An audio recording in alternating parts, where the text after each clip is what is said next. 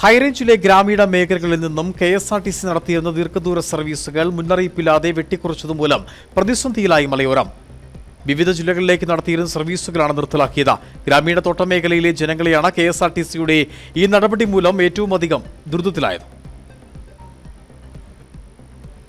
നെടുങ്കണ്ടത്ത് നിന്നും രാവിലെ 5-ന് പുറപ്പെട്ടിരുന്ന കണ്ണൂരിലേക്കുള്ളതും കട്ടപ്പന നിന്നും മൂവാറ്റുപുഴയ്ക്ക് സർവീസ് നടത്തിയിരുന്ന ഫാസ്റ്റ് പാസഞ്ചറും സേനാപതിയിൽ നിന്നും വെളുപ്പിന് 3-ന് പുറപ്പെട്ടിരുന്ന കോട്ടയത്തേക്കുള്ളതും ശാന്തൻപാറയിൽ നിന്നും വടക്കാഞ്ചേരിക്ക് സർവീസ് നടത്തിയിരുന്ന ബസ്സുകളുമാണ് നിലവിലില്ലാതായത്.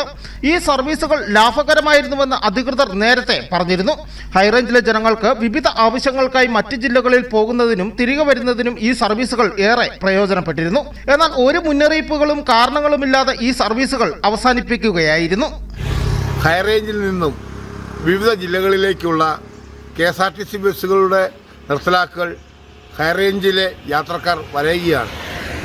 നമുക്കറിയാം, ഈ ജില്ലയിൽ നിന്നും അടുത്ത ജില്ലയിലേക്ക് യാത്ര ചെയ്യുന്നതിന് വേണ്ടി ആളുകൾ കൂടുതൽ KSRTC ബസ്സുകൾ ഉപയോഗിക്കുമ്പോൾ ആ ബസ്സുകൾ യാതൊരു അറിയിപ്പോ കാരണമോ കൂടാതെ നിർത്തിയിരിക്കുകയാണ്.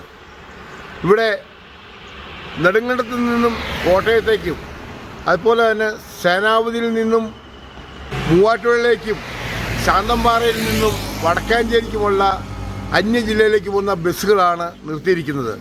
ഇവിടെ KSRTC ബസ്സുകളെല്ലാം വളരെ ലാഭത്തിലാണ് ഓടിക്കൊണ്ടിരിക്കുന്നതെന്ന്, ഈ സർവീസുകളെല്ലാം നടത്തിക്കൊണ്ടിരിക്കുന്നത് പറയുമ്പോഴും അധികൃതർ യാതൊരു അറിയിപ്പോ മുന്നറിയിപ്പോ കാര്യമോ അറിയിക്കാതെയാണ് ഈ ബസ്സുകൾ നിർത്തലാക്കിയിരിക്കുന്നത്.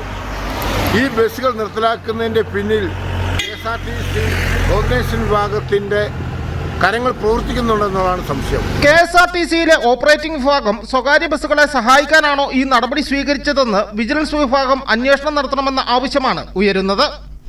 News bureau, Udumbanchola.